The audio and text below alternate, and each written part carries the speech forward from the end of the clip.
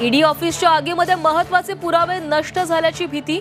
मेहुल चोक्सी, नीरव मोदी, भुजबळ प्रकरणाच्या फाईलचा समावेश असल्याची माहिती। सलग तिसऱ्या दिवशीही भिवंडीतील आगीवर नियंत्रण नाही।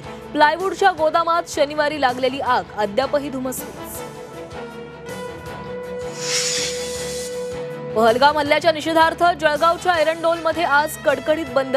सकल हिंदू समाजातर्फे बंदची हाक, हल्ल्याचा निषेध व्यक्त।